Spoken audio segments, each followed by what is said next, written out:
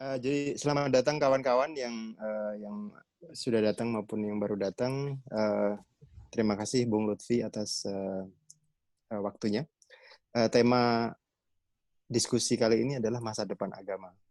Ini akan sangat menarik karena di abad 21 ini adalah abad di mana artificial general intelligence akan datang, teknologi-teknologi manusia akan menjadi sangat luar biasa. Ada yang menyambungkan otak manusia dengan komputer, yang akan membuat manusia bisa menduplikasi nyawanya, menduplikasi memorinya, dan kemudian akan hidup selama yang dia mau, alias mengalahkan kematian dan sebagainya. Apakah agama masih punya masa depan di era yang seperti itu? Tapi sebelum kita ke sana, ada pertanyaan yang agak menggelitik lah ya. Di bumi ini ada sekitar 10.000 agama dengan ribuan Tuhannya. Kalau menurut Bung Lutfi itu dari 10 ribuan agama itu benar semua, salah semua, atau benar salah satu? Ini multiple choice ya, harus dipilih. Gini, ini kan pertanyaan yang nggak bisa dijawab dengan iya atau tidak, karena pertanyaannya kompleks, dan pertanyaannya itu juga mengandaikan penjelasan. Misalnya pernyataan masa depan agama, yang pertama adalah masa depan yang mana? Kan kita punya time frame waktu yang banyak sekali nih. Mau 5 tahun, 10 tahun, mau 50 tahun, mau 100 tahun, mau 1 juta tahun. Ini time frame yang harus kita jelaskan dulu kalau kita mau bicara tentang masa depan ya. Kemudian agama, definisinya juga banyak sekali. Masing-masing orang punya definisi tentang agama. Masing-masing lembaga agama sendiri itu punya definisi tentang agama. Apa yang dianggap oleh seorang sebagai agama, belum tentu dianggap oleh kelompok lain atau orang lain sebagai agama. Gitu. Jadi kalau pertanyaannya bagaimana masa depan agama, kita harus mengklirkan dulu masa depan seperti apa, agama yang didefinisikan seperti apa gitu. Nah, kalau kita merujuk pada temuan-temuan ilmiah atau proyeksi ilmiah, salah satu lembaga yang paling sering melakukan riset tentang agama, termasuk masa depan agama, adalah Pew Research Center kan. Tahun 2012 misalnya, Pew Research Center itu mengadakan riset tentang kira-kira bukan hanya jumlah populasi agama di dunia, tapi juga proyeksi mereka terhadap agama-agama di dunia tahun 2050 gitu. Nah, temuan ini menarik. Kira-kira konstelasi pemeluk agama secara umum tidak banyak berubah, cuma jumlah persentase populasinya aja yang berubah. Misalnya tahun 2050 proyeksi Pew Research, populasi Kristen itu kurang lebih sama dengan populasi Muslim. Kalau sekarang kan mayoritas penduduk bumi itu beragama Kristen, baik Katolik maupun Protestan maupun denominasi lain. Nah, nanti tahun 2050 itu jumlahnya hampir sama, kurang lebih Kristen itu 31,4%, 2,9 miliar, Muslim itu 2,8 miliar atau 30%. Nah, Pew Research juga memprediksi tahun 2100 jumlah Muslim baru melampaui Kristen, sekitar 1%. Kenapa agak lambat dari prediksi sebagian orang? Jadi Muslim ini kan akselerasi pertumbuhannya cepat sekali. Tetapi kenapa baru 2100 itu baru dilampaui oleh jumlah populasi Muslim? Salah satu sebabnya adalah di kalangan Kristen sendiri, infertility rate-nya itu cukup tinggi, jadi sekitar 2,7%, angka pertumbuhan di komunitas Kristen yang kurang lebih sama dengan Muslim. Itu yang menjelaskan kenapa populasi Kristen dan Islam baru akan sama pada 2050 dan baru akan dilampaui pada 2100. Nah, jadi ini maksudnya, Bung Amin, kalau kita bicara Ya, hal-hal yang konkret, ya yang harus kita katakan adalah ini. Saya tahu maksud mhm. Anda adalah membicarakan tentang relevansi agama. Pertanyaan masa depan agama kan yang biasanya yang dimaksudkan adalah apakah agama itu masih relevan atau tidak. Berdasarkan tren demografik sekitar sampai tahun 2050 ya, di mana orang Kristen akan hampir sama jumlahnya dengan orang Islam, sekitar 30%. Jadi 60% penduduk dunia itu antara Kristen sama Islam ya. Tapi ini kalau agak melompat lagi, misalnya tahun 2200 atau tahun 2300, Noah Harari itu punya prediksi bahwa karena relevansi agama akan menjadi sangat berkurang, di mana manusia sudah bisa mengalahkan kematian dan sebagainya. Itu 2200 katanya hampir semua agama yang ada sekarang akan musnah, either diganti dengan agama baru atau memang tidak dibutuhkan sama sekali gitu. Karena memang pertanyaan-pertanyaan di abad 22, apalagi akhir abad 21 misalnya, itu tidak banyak bisa dijawab oleh agama. Kalau menurut Bung Lutfi gimana dengan prediksi semacam itu? Ya, seperti kebanyakan prediksi ya, kita tidak bisa mengatakan dengan pasti kecuali menunggu hasilnya, dan itu lama kan. Saya mau kasih analogi aja. Sikap berlebihan Harari itu pernah ada, bukannya tidak ada sama sekali. Kalau kita baca sosiologi agama, abad 19 adalah abad lahirnya teori sekularisasi yang mengikuti tentang kajian-kajian sekularisasi, itu pasti tahu semua. Salah satu tesis teori sekularisasi adalah akhir abad ke-19 seluruh agama akan mati. Semua orang akan beralih menjadi modern, menjadi rasional, dan seterusnya. Prediksinya boleh dibilang tanpa kecuali dari Weber, Durkheim, dan seluruh ilmuwan sosial pada abad ke-19 itu meramalkan bahwa agama itu akan mati. Nah, tapi kita tahu semua menjelang akhir abad ke-19, sejak tahun 70-an, tiba-tiba agama bangkit, dan para sosiolog agama, mereka biasa menerbitkan bukunya di Journal of Sociology of Religion. Itu kalau Anda simak terbitan dekade 90-an, hampir setiap edisi itu mereka mendiskusikan apa yang disebut the death of secularization theory, matinya teori sekularisasi. Jadi dari sesuatu yang sangat confident bahwa agama akan mati, ternyata jadi berbalik. Dari sanalah muncul teori desekularisasi, the rise of religion, public religion in the modern world, dan seterusnya. Dan kita tahu semua sekarang orang bukannya makin sekuler, tetapi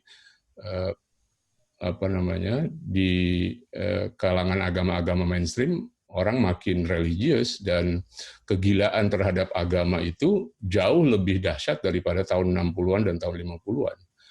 Ini yang dan ini bukan hanya terjadi di kalangan Islam, tetapi di hampir semua agama, kebangkitan agama-agama itu terjadi. Yang mau saya katakan adalah Harari terlalu berlebihan mungkin, atau mungkin dia juga benar karena situasinya sudah berubah. Tapi kita kan nggak pernah tahu. Itu harus ditunggu. Saya lebih sepakat dengan ramalan Daniel Dennett.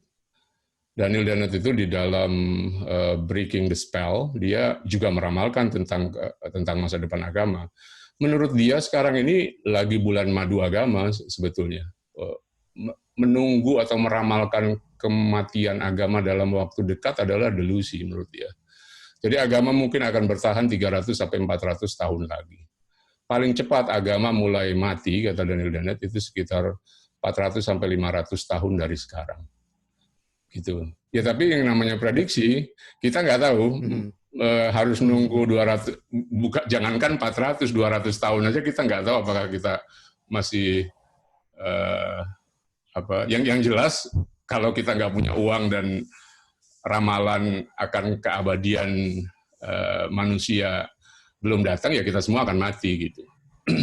Iya, benar. Jadi itu maksud saya, mungkin saja agama tidak lagi relevan, tetapi kita nggak tahu kapan pastinya.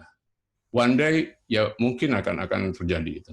Atau mungkin kalau Clifford Geertz kan pernah bilang bahwa agama itu sebenarnya cultural system. Ketika dia tidak menemukan relevansinya, dia akan menjadi budaya.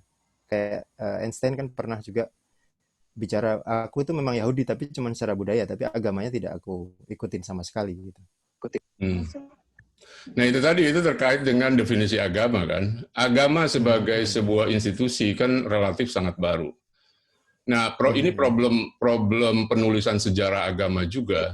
Gini, problem kita dalam memahami agama salah satunya adalah karena agama selama ini ditulis dalam kerangka conventional history.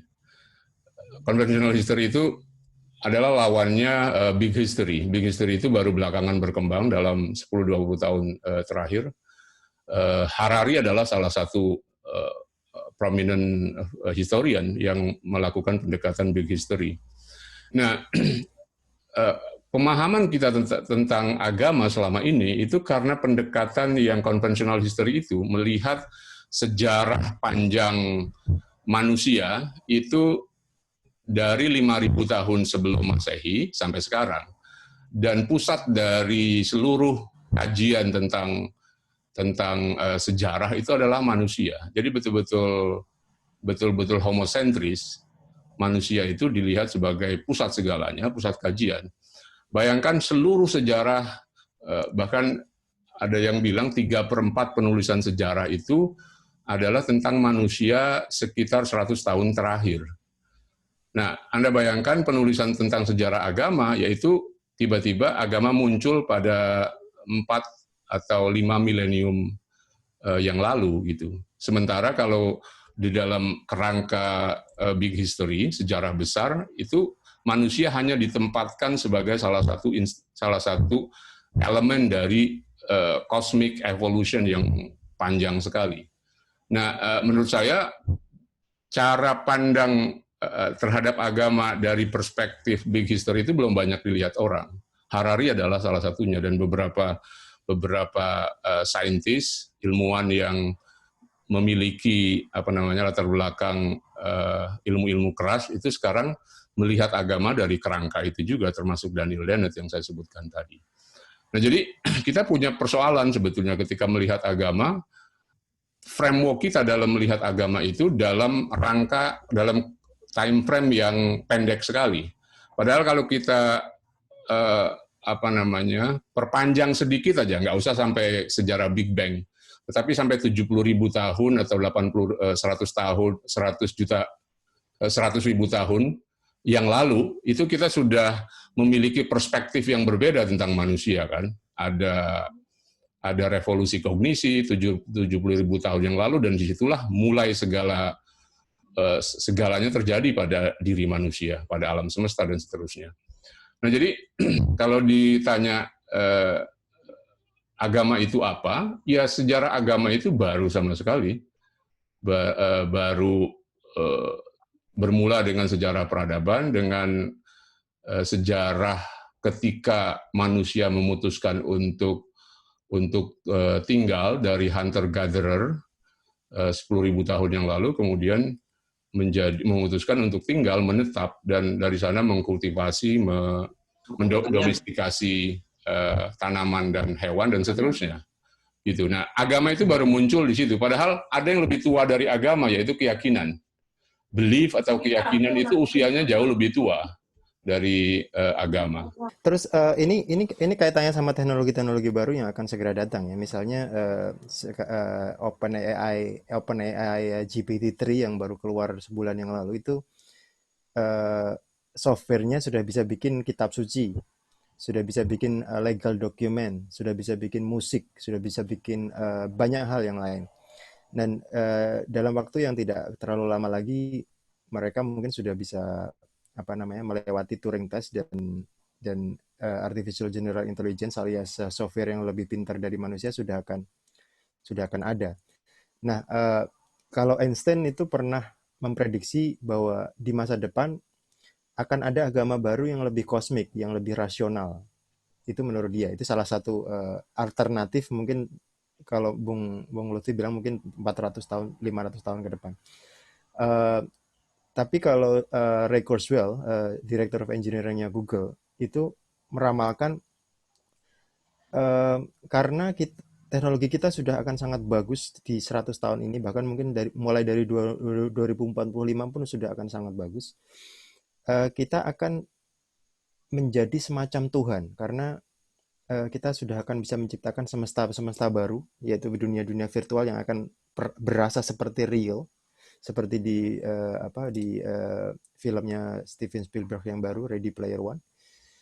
Dan kemudian kalau kita akan menjadi Tuhan di semesta-semesta baru itu, akan ada agama baru yang akan mengakomodir filsafat seperti Manunggaling Kawula Gusti. Jadi kita ini karena kita bisa menjadi Tuhan di semesta-semesta baru itu, kita perlu filsafat-filsafat baru yang misalnya akan mirip dengan Manunggaling Kawula Gusti misalnya.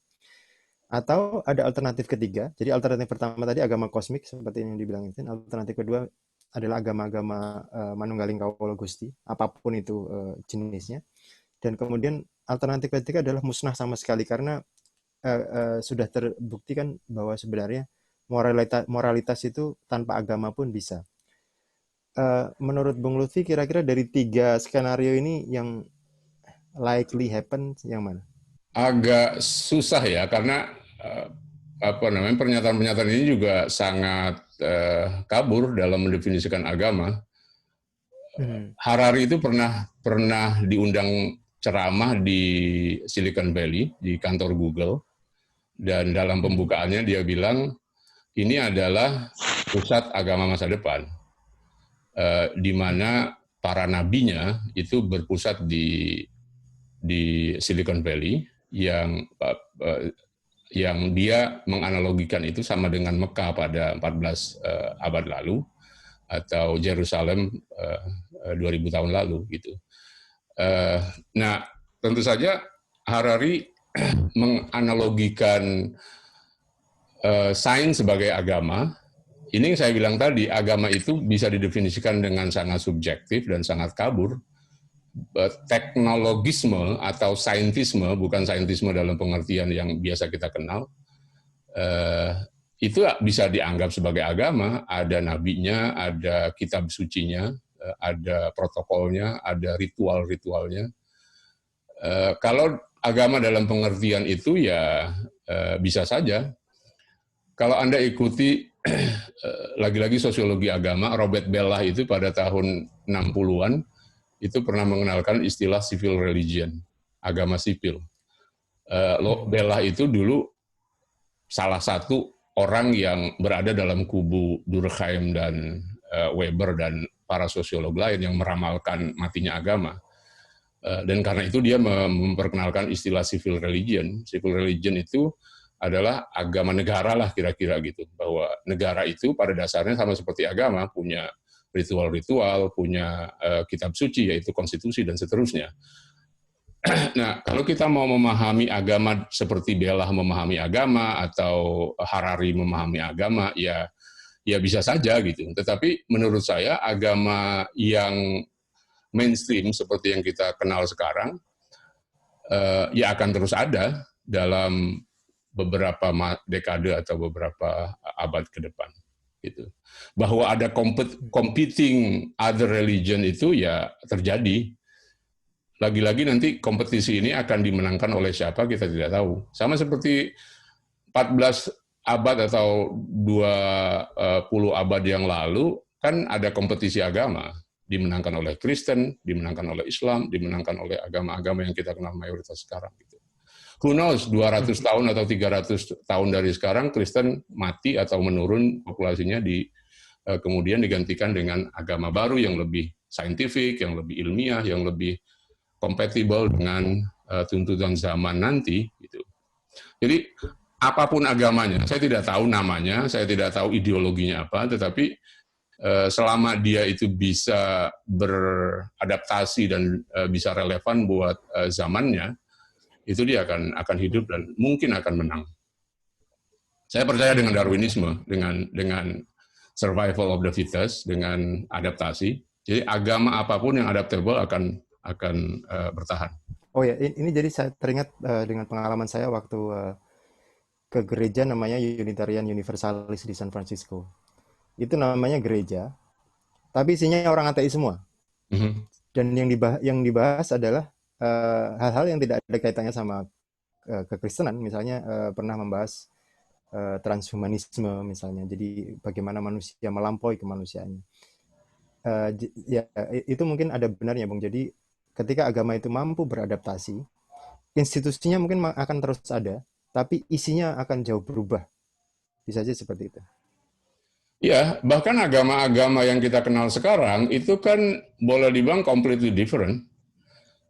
Lord Cromwell, salah seorang orientalis yang juga pegawai Inggris di Mesir, itu pernah bilang, Islam reform is Islam no longer. Islam yang sudah direformasi bukan lagi Islam. Karena menurut dia, dan ini bukan hanya terjadi berlaku buat Islam, tetapi buat agama apapun sebetulnya. Islam yang kita kenal sekarang itu berbeda dengan Islam yang 14 abad lalu. Islam yang sekarang kita kenal itu sudah direformasi, sudah diadaptasi sedemikian rupa, sehingga nilai-nilai yang dulu diagungkan, etos keagamaan yang dianggap normal, itu sekarang sudah ditolak oleh mainstream Muslim sendiri. Misalnya kayak poligami, meskipun ada kelompok-kelompok yang masih menerima, kan sebagian besar Muslim kalau ditanya tentang poligami, kalaupun mereka tidak menolak secara terang-terangan, tapi mereka meragukan apakah poligami itu betul-betul ajaran Islam atau tidak. Paling tidak ada tafsir-tafsir yang berusaha mendelegitimasi poligami gitu. Padahal kan kalau kita lihat sejarahnya real banget, Nabi berpoligami, teman-teman atau sahabat Nabi berpoligami, hampir seluruh manusia pada zaman itu menganggap poligami adalah sesuatu yang normal gitu. Tapi dengan adanya dunia modern, modernitas menolak itu, dan kemudian agama dipaksa untuk memodifikasi diri. Dan dari sanalah gerakan reformasi Islam atau pembaruan Islam mencoba menafsirkan ulang, mengkritik praktek-praktek poligami dan seterusnya.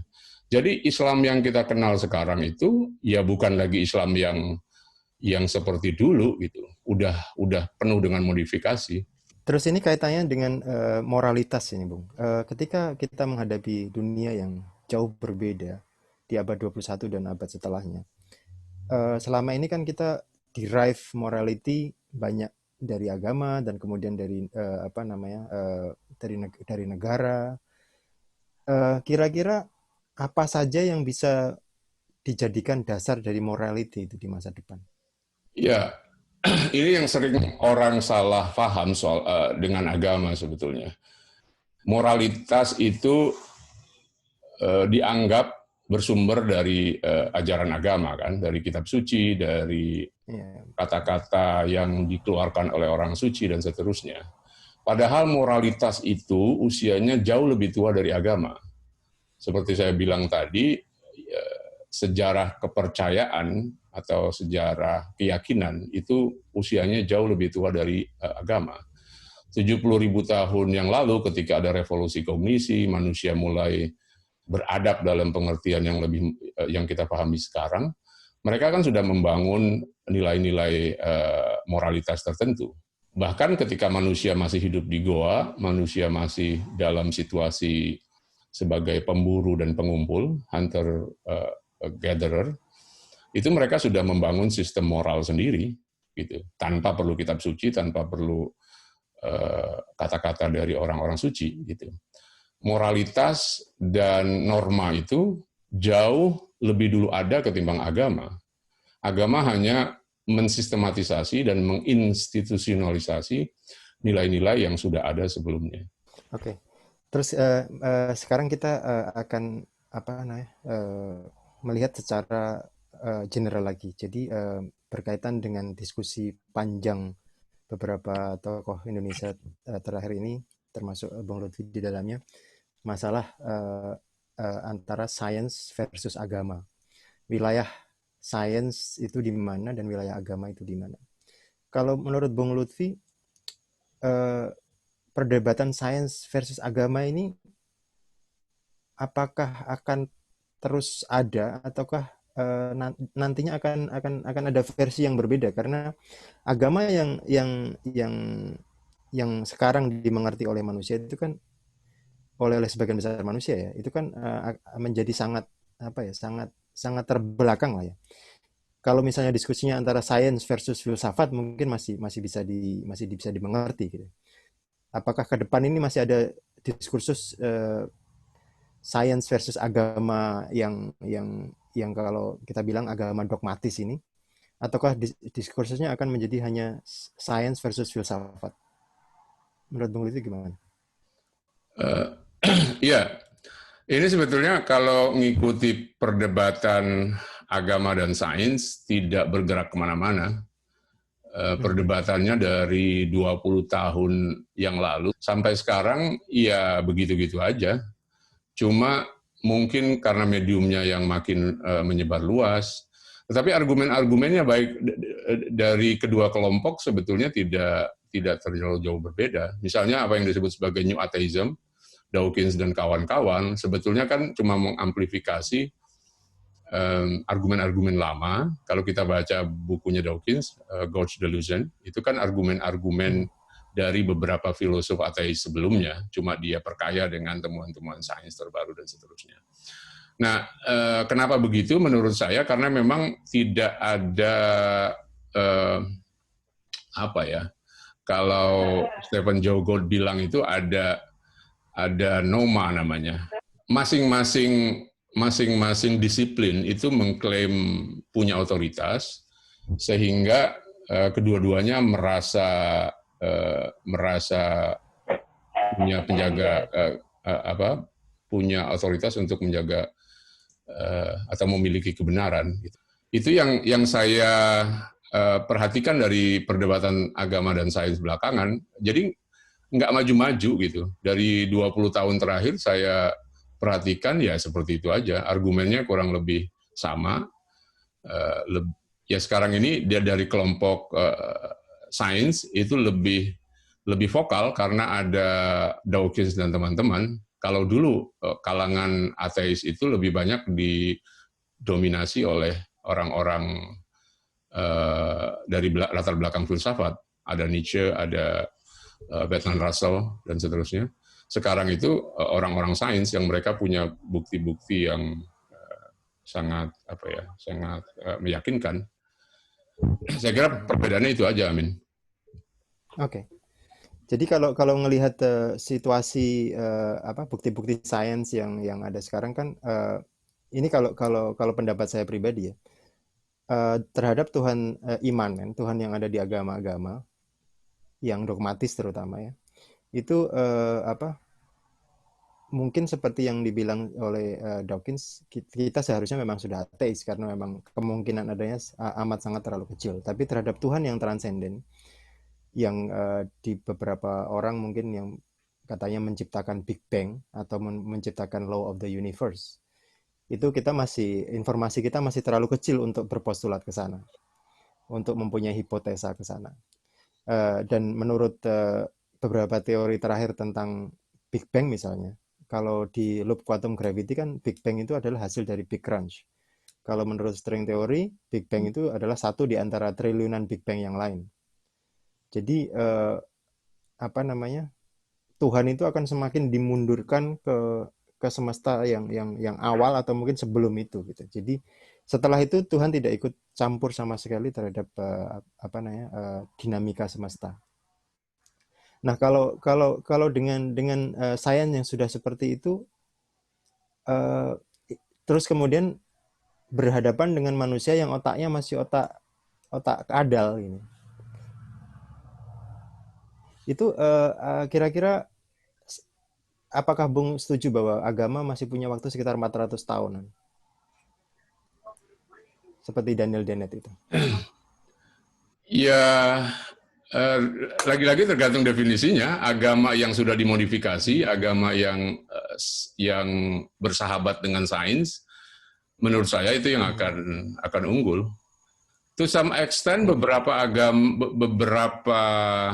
pandangan agama mainstream sekarang itu kan berusaha menyelaraskan diri dengan sains agar mereka bisa diterima.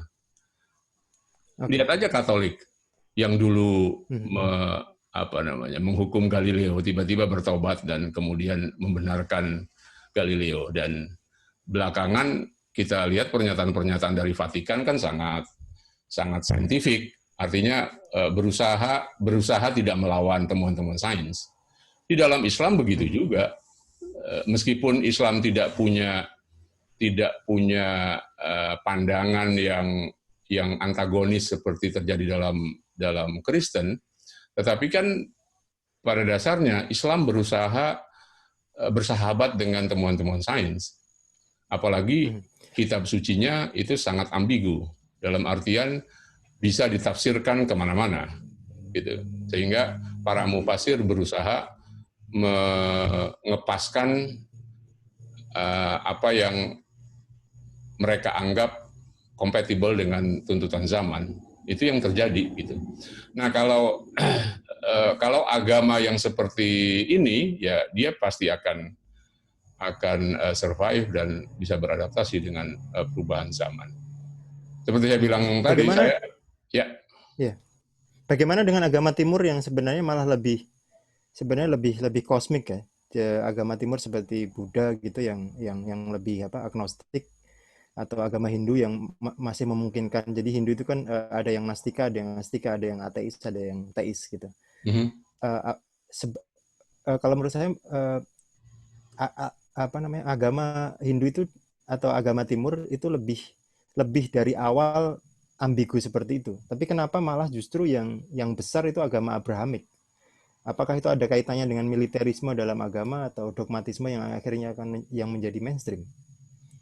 Saya kira itu terkait dengan nature masing-masing agama ya. Kalau agama Abrahamik itu kan sifatnya misionaris. Jadi dia punya misi untuk menyebarluaskan agama, punya konsep dakwah misalnya di dalam Islam, atau misi di dalam Kristen. Tetapi itu tidak terjadi dengan agama-agama Timur, dengan Buddha, Hindu. Bahkan Buddha itu menurut penelitian Pew Research tahun 2050 dan 2100 itu satu-satunya agama yang tidak berkembang.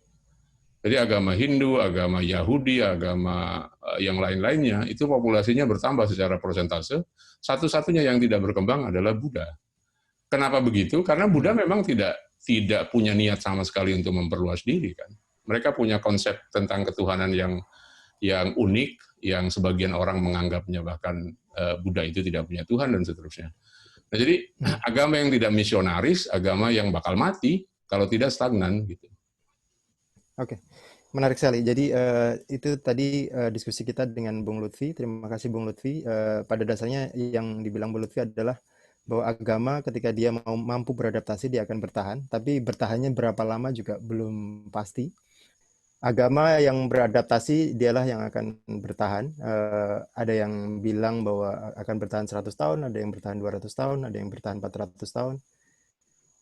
Tapi highly unlikely akan bertahan selama ribuan atau mungkin jutaan tahun, karena bumi ini paling tidak masih berumur 3,5 miliar tahun lagi. Terima kasih Bung Lutfi atas waktunya, terima kasih teman-teman atas waktunya juga, dan semoga semua makhluk berbahagia. Terima kasih, amin.